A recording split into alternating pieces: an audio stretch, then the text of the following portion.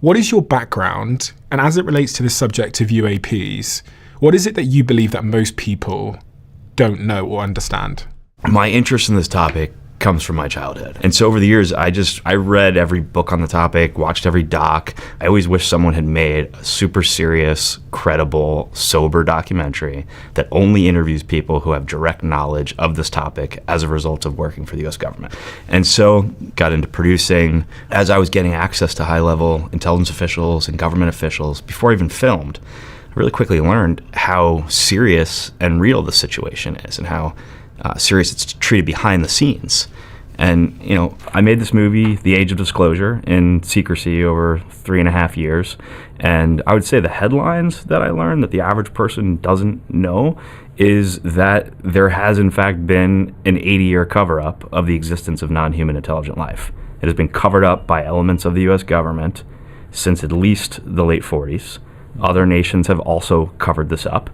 And the other major headline is that the people within the U.S. government that have been gatekeeping this, they've also been involved in a high-stakes secret Cold War race with adversarial nations like China and Russia to reverse engineer this technology of non-human origin. And the stakes couldn't be higher. Those are the two massive headlines. And I'm proud to say when the film came out, it created a national conversation at an unprecedented level. And it led to President Trump issuing this directive in the middle of February, super unprecedented historic directive, instructing federal agencies to start declassifying evidence they have of non-human intelligent life and UAP. And then that process began this past Friday. The first tranche of evidence was released to the public. And during the process of producing this documentary, who did you speak to?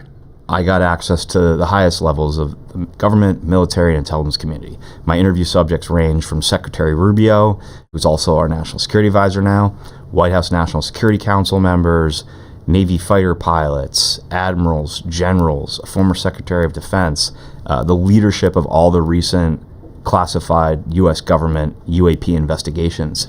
Every single person is extremely credible. Hal is one of my interview subjects. Hal's one of the most senior scientists to work on this topic for the U.S. government in classified projects. And him and all these other people interviewed, they had a lot of information they could legally share over the years, but they were always discouraged from doing so, and they never really had the opportunity to comfortably do it. No one wanted to be the one guy out on a limb saying something extraordinary on CNN or Fox or 60 Minutes and then being subject to the pushback and the ridicule. And so when I realized that, I started socializing a plan for how to step out of the shadows arm in arm with safety in numbers. I'll pick up on that point there where you talked about safety in numbers. How he mentioned you there. You were part of the documentary. I saw you as well in the trailer of the documentary. What is your background and what reference points are you drawing on to speak on the subject of UAPs and UFOs, etc.? I'm a quantum physicist. I worked for the National Security Agency, for various organizations in the intelligence community like CIA and so on. And so as part of my technical work, I was also a consultant, chief science advisor to Robert Bigelow of Bigelow Aerospace. He's really quite a titan. I mean, he has 2 space stations orbiting the Earth. So anyway, those people who are in the space business and they're moving out into space, they just can't help but wondering, what are we going to run into when we get out there? As a science advisor to him, it turned out that the Defense Intelligence Agency came forward and said, we need to find out really what's going on in this so-called UAP area. So then they determined they were just going to start a UAP program. That program they started was called OSAP. They hired all the team, for example, Hal. And that program started in 2008. And got a lot of pushback behind the scenes because it turned out when they looked all over the intelligence community to see if there was another UFO program and didn't think there was, turns out there was one. And there was a deeply hidden program referred to as the Legacy Program. And it had been operating in the shadows since the 40s, outside of congressional oversight, outside of the oversight of the White House, completely, completely hidden away. Yeah. As hidden as a program can be. And so they started pushing back behind the scenes against everyone involved in OSAP because they didn't want anyone else looking into this, right? It started to cause a lot of bureaucratic issues for them, red tape issues, and ultimately OSAP lost its funding in 2010, despite the fact that it was looking into very real issues like UAP over our nuclear weapon sites. It shut down in 2010. Why do you think it shut down? They were dealt these bureaucratic hurdles behind the scenes by people involved in the legacy program, people who just caused problems and prevented funding, and it's a lot of it's a big bureaucracy. People can do things behind the scenes to prevent funding from coming through for programs. And so ultimately they lost their funding in 2010. And then Jay Stratton and other people involved, they were continuing to look into this because they didn't want this serious national security concern to go, uninvestigated, right? So that's how somebody like me gets pulled in. They say, okay, these pilots are out there, and they suddenly see craft coming out of the ocean and making right-angle turns at 6G or whatever, and they say, oh my God, this is way beyond our physics. So I and other physicists sort of dug into, what could be responsible for this.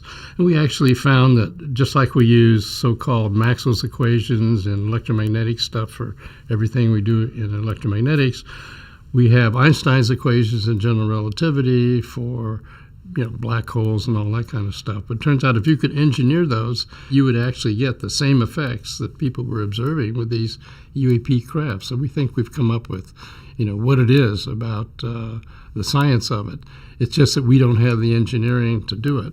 Do you believe in UAPs? Absolutely believe in UAPs because I've been exposed to data about them.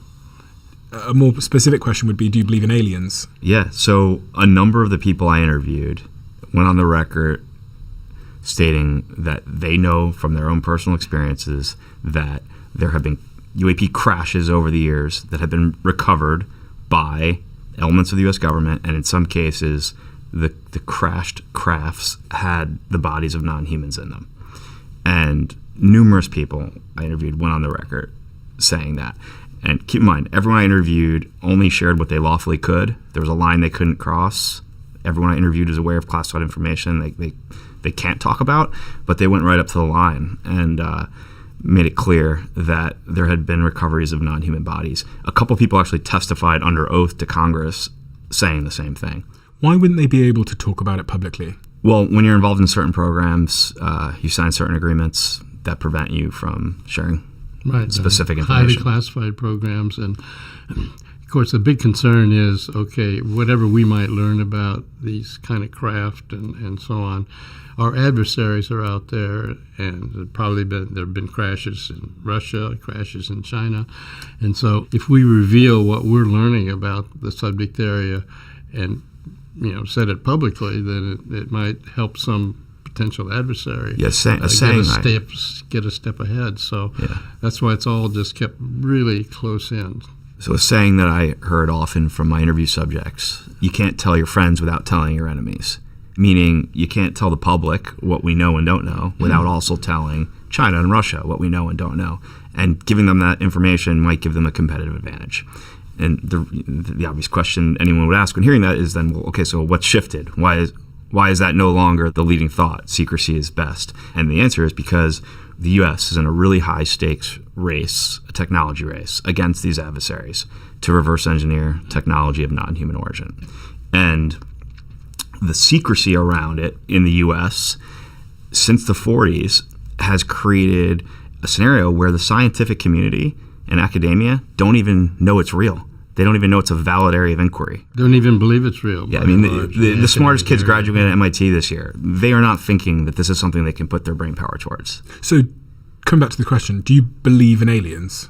I 100% believe that non-human intelligent life is here and has been here for a long time. When you say here, do you mean Earth currently living amongst us? I don't know about the living amongst us part. Don't know about that. I don't know about that. But wouldn't rule it out. But there is UAP activity being reported on a daily basis by commercial airline pilots to the FAA, by Navy fighter pilots off the East Coast being reported up the military chain of command, and on top of that, regular activity over our nuclear weapon sites inside the United States. It's happening on a regular basis on the nuclear sites and on a daily basis in commercial air travel space. UAP have come over nuclear missile sites and actually turned off the missiles. And so, when something like that happens, you just got to take it seriously. And the technology that they're displaying is technology that no humans have. And again, there has been some crashes, and in those crashes, there have been the bodies of non-humans. How do we know that? How do we know that in those crashes they've recovered bodies of non-humans? The whistleblowers basically coming forward from the program. So the basis of that evidence is that some people have said it. At this point, until previously classified information regarding crashes and recoveries is declassified, until that happens, the best we could hope for is credible people putting their reputation on the line to tell you this is what's been happening. Did someone during your process of making the documentary who had seen non-alien, non-human life, non-human intelligence, tell you that? Yeah.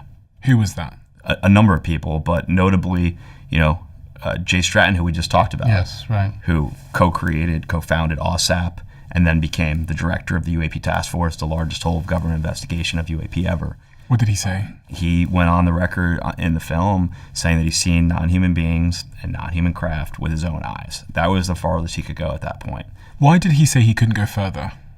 He had a situation that he was involved in that for a few reasons he just wasn't comfortable talking about it yet, and some of it I think he just wanted to make sure he legally could. Now, going back to credibility, like take a guy like Jay saying that, when Jay retired a few years back, he was part of the senior executive services of the federal government. That's a level less than 1% of all federal employees ever reach.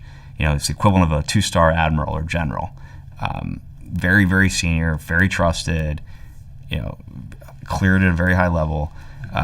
He had worked with naval intelligence in a senior capacity. He had worked with the CIA. He had worked with the Defense Intelligence Agency as the head of air and space warfare. He's a super serious, credible guy. Yeah. And he's putting his reputation on the line to share this information to the extent that he legally could and comfortably could. And when you asked him why the world doesn't know this stuff, in his view, what would he say? There's a lot of reasons. I mean, certainly the idea that we can't tell our friends without telling our enemies has been a driver. To recap the reasons for secrecy, I actually believe it's better to kind of start from the beginning. When in 1947 there was a crash at Roswell of non-human origin, and RAAF captures flying saucer on ranch in Roswell region. That's right. And then this is the image of their cover-up story, trying to show a weather ballooner. Yeah, so multiple people in my film go on the record saying the Roswell crash really happened. Technology of non-human origin and non-human bodies were recovered. If you put yourself in the shoes of the military and government at that point, like put yourself in Truman and Eisenhower's shoes, you're just coming out of World War II. The world was just chaos for a very long time. It's finally starting to settle down. You can't exactly step to the microphone and tell America that there's a new threat that we know nothing about and we can't protect you from. They're far advanced. What's the advantage of that? So secrecy became the plan at that point. And they had more questions than answers. So everyone I've talked to who gave me context explained that the plan for secrecy went in motion there. Let's investigate, let's find out more about what we don't know before we tell the American people. That was quickly followed by the Cold War era, and we learned that Russia also had retrieved technology of non-human origin. And so we knew we were in a technology race. So then the idea of can't tell your friend without telling your enemy ruled the day. So now the Cold War mentality, led to more secrecy. And as a security wrapper for this program that it started, they created the stigma in the late 40s, early 50s, this cultural stigma, this idea that you're crazy if you look into this topic, you're wacky, you'll have your reputation ruined, you'll have your career ruined. There was actually a CIA meeting where people got together and said, okay, in order to not have people be pursuing this area, let's go out of our way to spread what we would call now disinformation about the subject. Basically the most effective disinformation campaign in the history of the U.S. government, because it got into our culture. Some movies were funded that made aliens seem silly and the idea of life from elsewhere seem ridiculous, and that got compounded over the years. And then we got to the point where we were like, just like a few years ago, where the average person just thinks it's not real. the average scientists, academia, they think it's conspiracy stuff, it's nonsense, it's silly. There was no advantage for elected leaders to get in front of this, or for military members to, speak up about what they learned or saw. It would be a career ruiner. And that started to shift several years back when Jay Stratton and Jim Lukaski, when they put together OSAP in 2010, and they started to go out there and collect data and get evidence, and they started to actually share it with the Senate Intelligence Committee and the Senate Armed Services Committee. And looking at classified data in a classified setting, people like Marco Rubio, who was the vice chairman of the Senate Intelligence Committee at the time, started to realize, there's something here. Not only is there something here, but we've got a problem, right? There's a lot of UAP activity over these highly classified sites, like our nuclear weapons sites. There's a lot at stake. We are in this, race with other nations, and the stigma has created a disadvantage for us. It's very hard to win a technology race when the majority of your scientists don't know it's a valid area of inquiry, right? And do people think that there's one type of non-human intelligence that's visiting the Earth, or is there many, many types? People who have been involved in recoveries have said there are at least four separate types. Now, I have not had direct access to that, but I believe the people who I talk to.